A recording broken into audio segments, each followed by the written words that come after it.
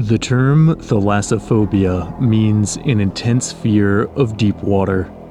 It is one of the most primal and understandable phobias, for the dark abyss has always been a birthplace of monsters. Lurking below the waves are not only bizarre species known to science, but a vast multitude of imagined leviathans. Something about the fathomless void floods the human mind with visions of nightmarish creatures, which have scared and fascinated us since we first gazed into the deep.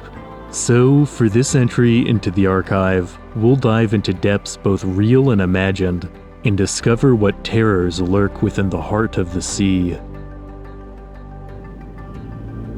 Beginning at descent. Cruising depth in roughly 40 seconds. Stand by. I'll begin with the game Iron Lung, where you play as a convict, sealed inside a cramped submarine, exploring depths so far below the vessel's safety limit that the only window has to be welded shut.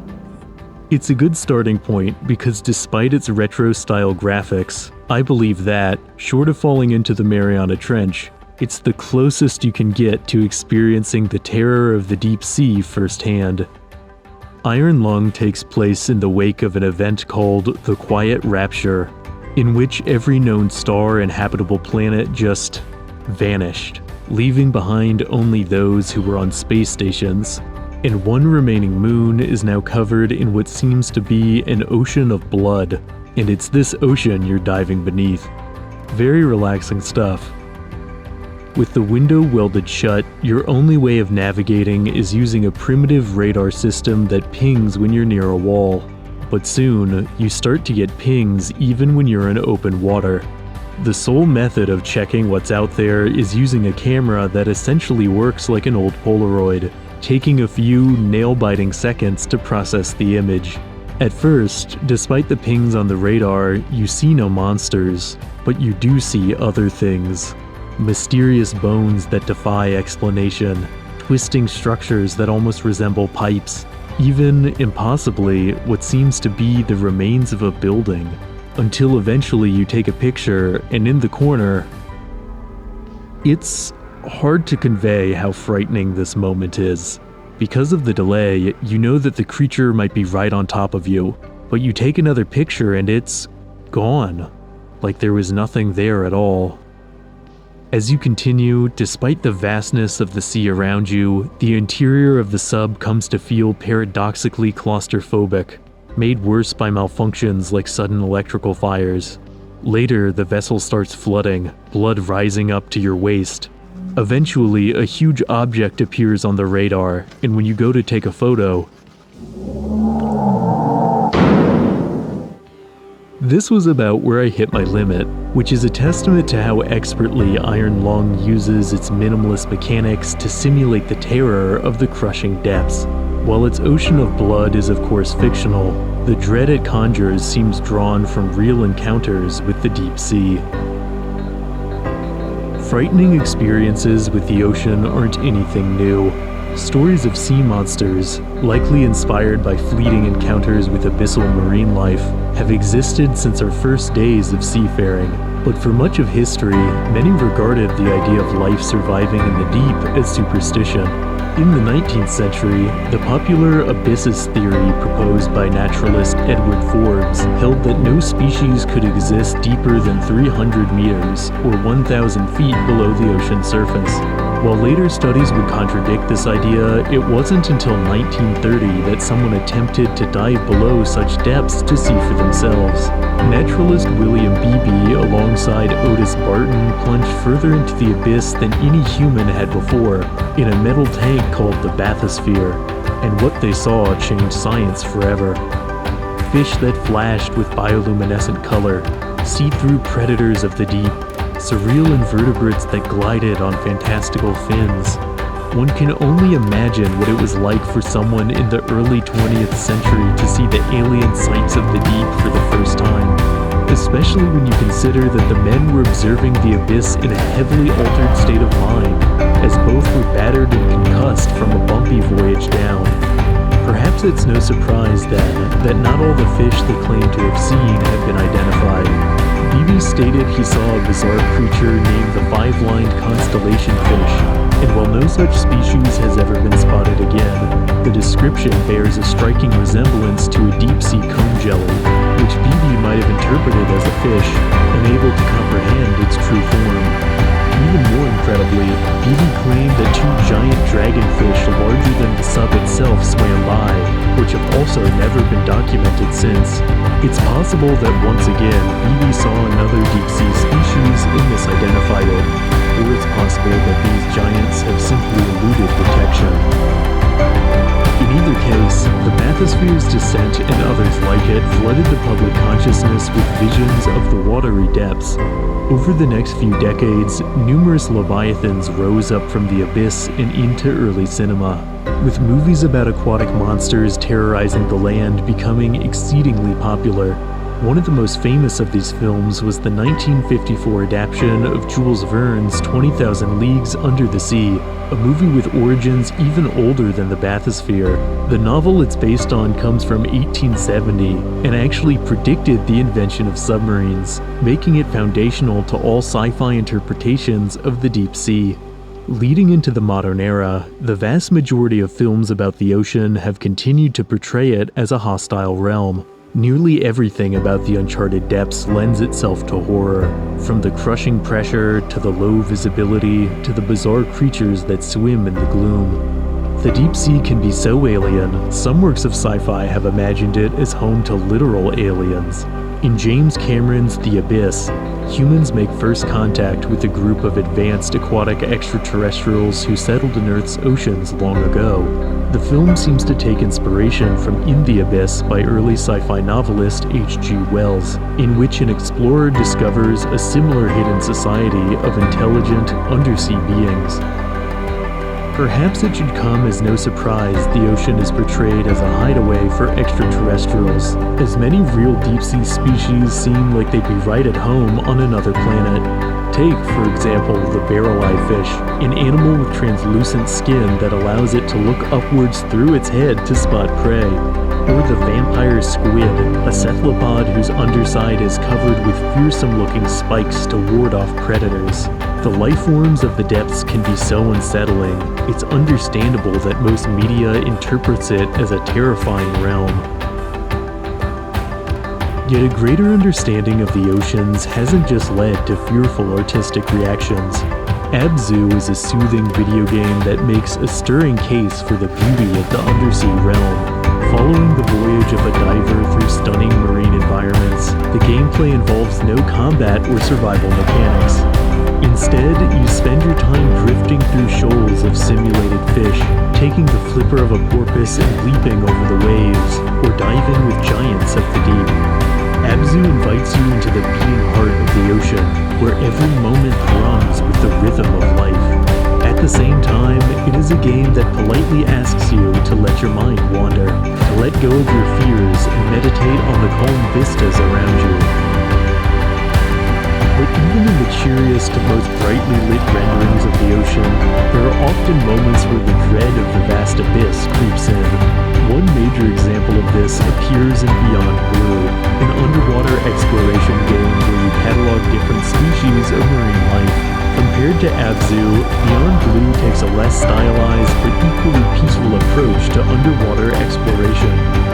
Yet even though it's not intended to frighten, there are parts of this game that I find scarier than the entirety of certain horror titles. There's a moment in Beyond Blue where from the pitch-black void, a giant squid attacks your camera before disappearing again into the unknown. The game shows that even in an educational context, the deep can be unintentionally unsettling. Perhaps the ultimate example of accidental horror is Subnautica, a series that plunges you into the alien seas of a distant planet. Subnautica and its sequel bring you face to face with so many nightmarish aquatic predators they're often described as horror games, or at least horror adjacent. Yet that wasn't the intention when the game was in initial development. Originally, Subnautica was planned to be a more relaxed cruise through an aquatic realm, but early testers kept getting frightened by the unknown depths, leading developers to realize the potential the game had as a more intense experience. Yet the power of Subnautica comes from more than just jump scares. The game will stun you with the vastness of megafaunal filter feeders, befuddle you with the bizarreness of unclassifiable oddities, and bewilder you with the blurred light of bioluminescent wonders. Though not set on Earth, perhaps more than any game, Subnautica presents the experience of the ocean in its totality, a realm that inspires both awe and terror. I think it's curious, then, that despite crafting a painstakingly complex, diverse biosphere of simulated life, Subnautica is typically remembered as a game designed only to terrify. In today's market, Subnautica doesn't seem like it should be able to frighten audiences. There is no killer chasing you, no axe-wielding maniac just around the corner. Threats that are much closer to us land dwellers than something thousands of feet below the waves. And yet the dread that Subnautica evokes can be overwhelming, all-encompassing, to the point where you forget the more peaceful parts of the ocean and vow to never dip a toe in the water again. Even when the ocean isn't presented as something frightening, the vast majority of humans still feel some uneasiness towards the immeasurable deep. In regions where the light dims and visibility drops off, our rational mind fades out and our animal mind checks in and gets to work frightening us, conjuring images of immense leviathans twisting just out of sight. Of course, it doesn't help that there are leviathans in the depths. Abyssal gigantism is the scientific term for the tendency of deep-sea dwelling animals to grow far larger than their shallow water relatives.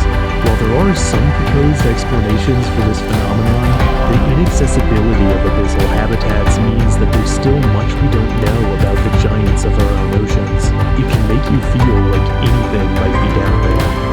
And that can cause problems. A few years ago, an infamous Discovery Channel documentary took advantage of the ocean's potential to conceal monsters and suggested the long-extinct shark, the megalodon, still swam in the oceans. This concept gained so much traction in the public eye that it seemingly inspired The Meg, a movie in which a somehow still-living megalodon attacks modern beachgoers. While it's easy to laugh at the fact that so many people believed a prehistoric shark still lived that a major studio made a multi-million-dollar blockbuster about it, this cultural phenomenon shows the power of the ocean's unknowable vastness to trigger human imagination. Yet many of us had our trust shattered years earlier, with the release of a mockumentary called Mermaids: The Body Found. This widely aired faux documentary sets out to convince you that mermaids are real hominids descended from aquatic apes, and for the time, it was pretty convincing, using fake cave paintings, manufactured artifacts, and even full CGI recreations to lend plausibility to the absurd concept. The film honestly goes so far into fictional mermaid biology, it almost feels like a work of speculative evolution. It even folds in real-world unusual phenomena, like the bloop, and claims they were the result of mermaids. For those of you who don't know, the bloop is a strange underwater noise recorded in 2002 that was many orders of magnitude louder than even the largest whale calls. While the sound instigated speculation of an undiscovered creature, further analysis shows it was almost certainly the result of a glacier moving. But the speed at which these hoaxes and misunderstandings have spread shows that the skeptical part of our psyches shuts down when it comes to gazing into the abyss. It's no accident that one of the most widely reported childhood fears is of a shark lurking in the deep end of a swimming pool. Plausibility doesn't matter. When it comes to deep water, anything could be waiting down below. Yet paradoxically, sometimes the best way to convey the power of the ocean is to reveal very little of it, and few pieces of media make use of the unseen better than the anxiety-inducing Water Womb World, a deeply surreal pixel art game created by indie designer Gaines. The game follows a religious man who believes he's found the origin point of life deep below the waves. The game is dark, not just thematically, but literally. At any given moment, the vast majority of pixels on screen are pure black as you gaze out from your helmet into the unyielding vacuum of the ocean.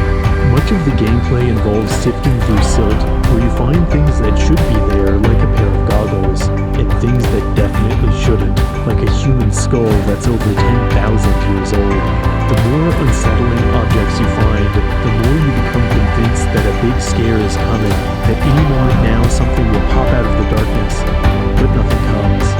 until back at your undersea lab, you hear this.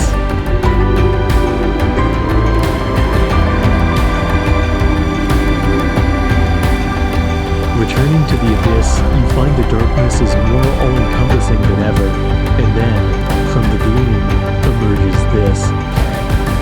The main character interprets the being as an angel, and continues to dig up increasingly disturbing artifacts, while their mind and body become increasingly diseased. And the ending comes not long after that, for Water Womb World is a short game, offering only a tiny glimpse of a far wider realm of nightmares, which only adds to how unsettling it is. In the same way that the ocean's dreadful power comes from how much of it we've never seen, the game's restraint makes its atmosphere of unease all the more palpable. Another indie game that captures the ocean's might despite never showing much of it is In Other Waters. Although the game is focused on exploring a vast alien sea teeming with life, the entirety of the game's environment is communicated through nothing but text and minimal icons. In most games, you have a heads-up display in the bottom corner to help you keep track of various in-game systems. But when playing In Other Waters, the entire game is the heads-up display. While this can take some getting used to, it's a clever way for a smaller budget game to feel expansive. As you play, you learn to visualize each lifeform as they're described, picturing luminous creatures gliding through the water, armored lifeforms with tough shells, or fungal organisms that grow in endless rows. It's a game that embodies the enigmatic nature of the ocean, taking advantage of the human instinct to imagine what swims below opaque waters. The ocean doesn't need to be filled with imagined monsters to instill dread, though. Even singular, real data points can be haunting. Point Nemo, for example, is a spot in the Pacific Ocean that seems utterly uninteresting, except for the fact that it's the furthest place on Earth from any land. Should you find yourself floating at Point Nemo, the closest people to you are the astronauts on board the International Space Station when it passes overhead. Yet monsters are a primal part of our relationship with the deep. And for our last stop on this plunge into the void, there's one final Leviathan we need to confront. SCP-3000 is an entry into the famous community-driven paranormal anthology, the SCP series, and is perhaps the ultimate personification of the sea monster archetype. SCP-3000 is, in the simplest terms, a giant eel, measuring over 850 kilometers, or 500 miles in length, located somewhere in the Indian Ocean. It also secretes a substance that causes amnesia and mental shutdown, although just seeing such a large creature could cause anyone to lose their mind. And that's basically the whole concept. Considering how complex many entries into the SCP series are, it's noteworthy that SCP-3000 is one of the most famous, inspiring incredible fan art and animation despite its relative simplicity. There's something about the purity of an unfathomably vast eel that just works, made all the more intriguing by the fact that the eel isn't aggressive or curious. It simply is. To me, it's the ultimate, oddly reassuring proof that even in the age of the internet, our innate fear and fascination with giants of the deep hasn't left us. In the end, perhaps it shouldn't come as a surprise that the watery abyss still holds power over the human psyche. The ocean is deep space in our backyard, an alien realm of alien creatures right here on Earth. As long as a significant percentage of the deep blue remains unmapped, we will never cease to speculate on what swims beneath the waves. Despite our rational minds telling us otherwise, in the depths where light cannot penetrate, the monsters of our oldest myths will continue to lurk, forever just out of sight. If you enjoyed this entry, please lend your support by liking, subscribing, and hitting the notification icon to stay up to date on all things curious. See you in the next video.